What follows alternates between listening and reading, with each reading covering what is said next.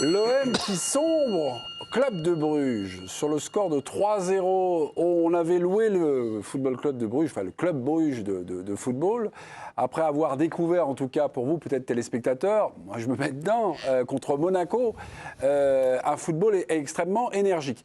On va aller voir Candice Roland. Wow. Candice, je vous ai pas vu tout de suite en salle de presse. Candice, est-ce que vous êtes resté un petit peu au bord de la pelouse et suivre la fin du multiplex avec ce fameux but de Trubin de Benfica, donc qui permet à Benfica de se qualifier pour les 24, mais surtout qui élimine Marseille. Est-ce que vous avez des choses à nous décrire, Candice? Bonsoir. Bonsoir, ouais, effectivement, j'attendais de voir si les joueurs allaient attendre sur la pelouse la fin des autres. Non, ils sont rentrés assez vite, donc du coup, c'est bien tard qu'ils étaient déjà dans les vestiaires quand le multiplex est terminé, et certainement, voilà, certains peut-être étaient même carrément sous la douche, j'en sais rien s'ils ont eu la patience d'attendre, mais ils ne sont pas restés, ils sont allés dire un petit merci aux supporters qui avaient fait le déplacement, et tout de suite, certains même en courant sont rentrés au vestiaire, donc on n'a pas vu leur réaction en direct. Ce qui est sûr, c'est qu'ils avaient la tête basse, évidemment, au moment de rentrer au vestiaire. Greenwood, au moment du coup de sifflet final, il s'est un peu tourné vers le banc, il a dit alors, et on lui a dit c'est pas fini, on a fait le geste, c'est pas fini, il va falloir attendre. Eh bien voilà, la bien mauvaise nouvelle est arrivée une fois qu'ils étaient rentrés au vestiaire. Dans quelques minutes, vous avez croisé la route de l'entraîneur Roberto De Zerbi. Son équipe est éliminée. Ce soir, les questions vont peut-être fuser sur ses choix, sa tactique et sur le fait que l'OM a complètement raté son match ce soir face à Bruges. Scénario cruel pour les Marseillais et soirée de dingue, tout simplement. Le but, c'est un but d'attaquant extraordinaire, non? Magnifique. Extraordinaire. Magnifique. Ah ouais, c'est une vraie tête. Il y a Alisson qui en a mis une comme ça à la dernière journée de Premier League pour qualifier Liverpool en Ligue des Champions. Ouais. Mais j'ai remarqué d'ailleurs, les têtes de gardiens, les quelques-unes, c'est souvent des têtes assez phénoménales. Non, mais ils ont une bonne lecture normalement des trajectoires sur les centres en général. Et donc ils y vont. Je suis monté 2 fois. T'as l'air très con. La réponse c'est 0. Et en fait, il a pris le but. La réponse c'est 0. Mais je monte aussi les entraînements. Les entraînements, ça marche aussi. T'as marqué à l'entraînement? Non plus. Non. Et est-ce que quand tu es monté, tu as pris un but contre... Non. Non, mais t'es revenu en cours? T'as jamais marqué contre ton camp? Rassure-nous quand même. Allez, mémé. Jérôme Alonso, différence de but, 0. Ok, mes petits, l'OM est éliminé de la Coupe d'Europe. Est-ce un terrible échec? Un échec terrible? Habillage comme vous voulez, mes amis. Est-ce un terrible échec? Mélisande Gomez? Oui. Oui. Dave? Oui. Nicolas? Ouais. Jérôme? Oui. Président?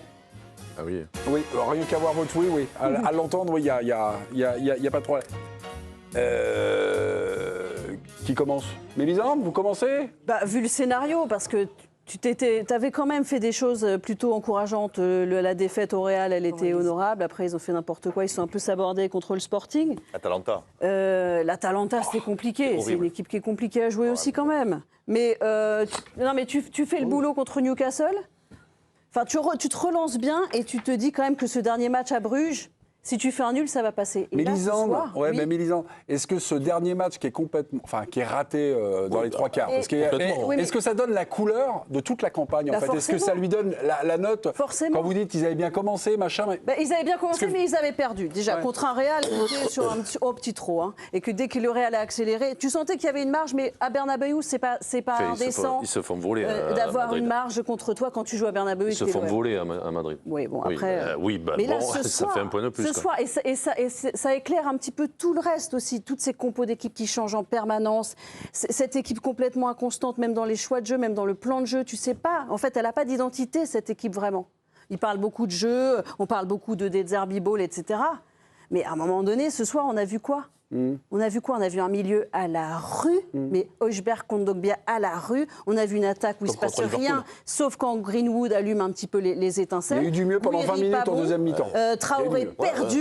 Et à un moment donné, ça passe pas. Et Bruges, quand tu vois comment ils ont joué leur match, tu peux pas perdre 3-0 contre Bruges et te dire attends, j'espère passer par la petite porte. Je vous passe la gonfle, Jo. Je vous passe la gonfle parce que j'ai toujours le plaisir à regarder les matchs avec vous et à chaque fois, quand il y avait des situations, et notamment à la fin du match de contre, vous étiez en train de penser en disant merde, c'est pas une équipe, ça, c'est pas. Qu'est-ce que faisait pas l'OM quand Bruges attaquait? Non, moi, alors, avant de répondre à ta question, j'ai l'impression que. Non, mais si, j'ai l'impression que ce soir, Bruges a joué un match de Coupe d'Europe.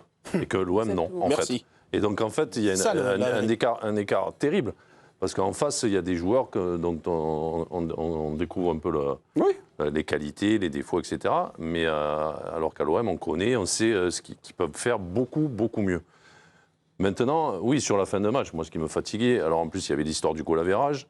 Et quand ils attaquaient, on avait l'impression qu'ils ne trouvaient pas de solution, qu'il n'y avait pas de mouvement, qu'il n'y avait pas assez de joueurs pour aller créer un décalage devant. Et ensuite, quand Bruges contrait et attaquait pour aller marquer des buts, j'avais l'impression que l'équipe était complètement coupée en deux. Et tu avais 3-4 Marseillais qui défendaient, et tu avais les 5-6 qui étaient devant et qui regardaient. Donc à un moment, c'est pas ce soir la première fois qu'on voit ça. Je veux dire, ça arrive quand même souvent, quoi. Mais là, ce soir, c'était flagrant, surtout sur un match comme celui-là, et où tu te dis 2-0, 3-0, ça a une grande importance. Donc moi, je ne comprends pas, je n'ai pas reconnu ce Marseille. Et c'est un Marseille qui, il y a 3-4 jours, fait un super match. Alors, voilà. Et 3-4 jours après, c'est les montagnes russes. Donc moi, je n'arrive pas à comprendre cette constance. Comment on explique cette inconstance, comment on explique que cette équipe, qui à mon avis vient de faire quasiment son meilleur match contre Lens, on a vu son match le plus achevé. Après, il y avait les 2 recrues qui étaient là, qui ont fait un super match aussi. Je suis d'accord, mais je veux dire, c'est pas pour ça que tu n'es pas la même et tout machin quand même. Oui, mais c'est complètement dingue que sur ce match coup près de Ligue des Champions, où tu le sais en plus. Mais tu sais que tu vas te faire rentrer dans la tête. Exactement. Tu sais qu'ils vont mettre un pressing. Bruges, tu le sais, c'est annoncé. On sait que chez eux, ils te mettent le business. On le sait. Et tu rentres, tu joues un match normal. Et tu l'as dit. Tu as vu une équipe qui n'est pas forcément plus outillée que l'OM, même plutôt moins bien, je suis sûr, si tu compares les effectifs. Mais qui joue son match, qui le joue à fond, qui sait qu'elle n'a pas d'autre choix que de le jouer à 150%. Et Marseille, qui est là, on l'avait mentionné en première période. Marseille qui joue de manière très appliquée. Oui, très alors après, on va dire revenir à un truc qu'on disait à la mi-temps aussi. Non, mais il y a aussi une notion de stabilité qu'on évoquait aussi à la mi-temps. Moi, j'étais en train de regarder, tu faisais référence au match face au Real. Allez, regardez le 11 face au Real, c'était pas il y a 2 ans. Regardez le 11 aujourd'hui. Il y a 5 joueurs de champ qui ne sont pas les mêmes. Comment tu veux avoir une continuité sur 5 mois. Et c'est-à-dire que c'est même d'un match à l'autre dans une même semaine. Le principe, on va dire, à la perte de balle, quels que soient les recrues, quels que soient les arrivées des gens, à la perte de balle, de courir pour son copain.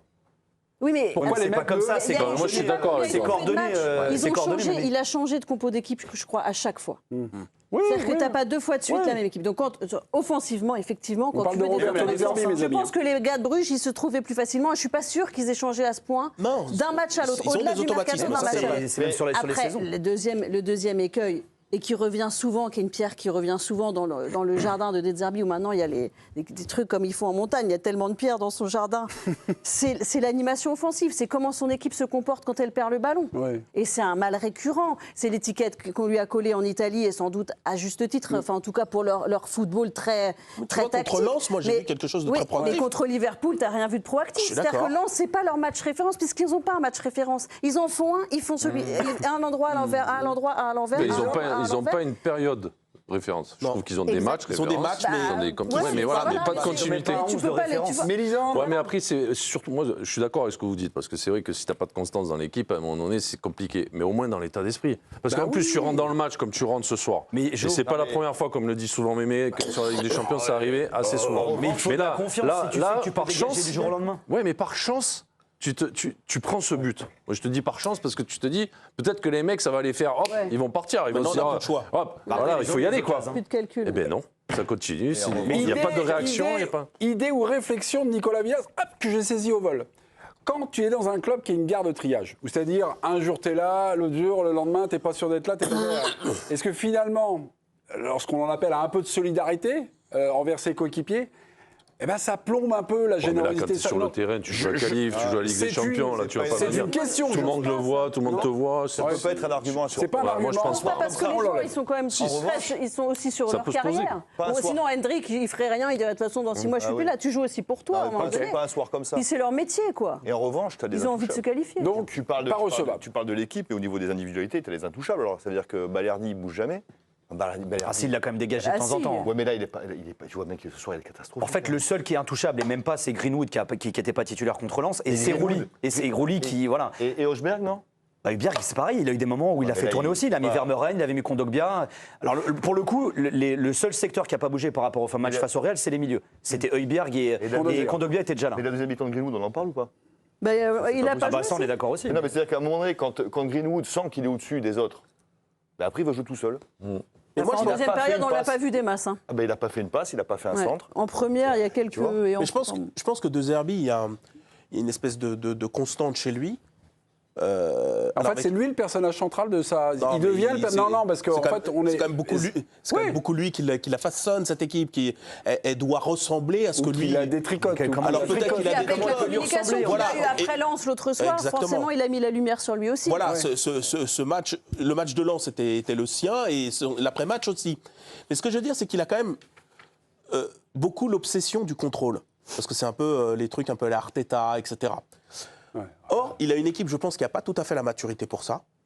Et qui, quand elle tombe face à dans des matchs comme contre Bruges, l'Atalanta, on pourra en sortir d'autres, même l'Union Saint-Gilloise. C'était un autre football, hein, l'Atalanta, que Bruges. Non, C'était pas. je suis d'accord, pas- parce que je veux dire, là, c'est- c'était du muscle. Ils ont ça, fait du c'était muscle, plus mais bien moderne. sûr, mais- l'Atalanta, c'est plus Ils ont mature, pris c'est le une même équipe bien bouillon. meilleure. Ils ont pris le même bouillon à la Saint-Gilloise. Exactement. C'est mieux fini parce que. Ils ont gagné. Exactement, la Saint-Gilloise, Et le match, c'est-à-dire c'est plus le même match. des équipes qui à un moment mettent le curseur très élevé sur l'intensité, Ouais. etc., le combat, alors avec des qualités différentes, mais quand même.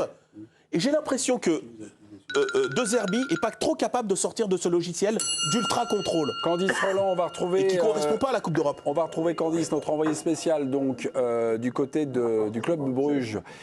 Candice, votre travail d'envoyé spécial, vous avez vu le match comme ça sur le terrain. Pour vous, le secteur de jeu ou le joueur qui a été un peu en dessous de tout ce soir, là, qui vous a agacé, c'est qui On est là pour vider son sac, hein, Candice. Parce qu'on est agacé. Lâche-toi, Candice. Oui, vous avez déjà un peu fait le tour, mais c'est effectivement, Traoré sorti à la pause, c'est que vraiment, il était complètement perdu, il n'existait pas. D'ailleurs, il n'a pas fait non plus les derniers très bons matchs. Donc, on voyait Chao qui est parti s'échauffer dès la demi-heure de jeu. Donc, ça sentait vraiment pas bon pour lui très tôt dans la rencontre. Après, bon, c'est un peu aussi collectif. Moi, j'ai pas aimé l'entrée d'Aubameyang parce que on attend toujours de retrouver ce Aubameyang, voilà, qui va mettre le but sur une occasion, et là encore il en rate encore quelques-unes. Alors évidemment que c'est pas pour lui le résultat, mais les occasions qu'il a, voilà, un but, eh bien ça a changé tout ce soir. Greenwood a décliné aussi, il a été plutôt entreprenant en première période. Et puis la deuxième, on l'a pratiquement pas vu. Alors Mignolet fait aussi quelques arrêts, c'est sûr. Et c'est surtout, je pense qu'on a perdu du temps du côté de l'OM, c'est l'animation offensive, l'animation tout court en première période. Et il a changé d'ailleurs à la mi-temps, Roberto De Zerbi, d'avoir une espèce de 2 numéro 10 là derrière Gouiri. C'était assez étonnant de se dire dans un match comme ça, de ne pas rester sur ses bases, de ne pas mettre ses joueurs dans les meilleures conditions, dans la position qui les affectionne particulièrement. Donc voilà, on s'est un peu posé des questions. Rectifier deuxième période, on lui posera évidemment les questions tout à l'heure.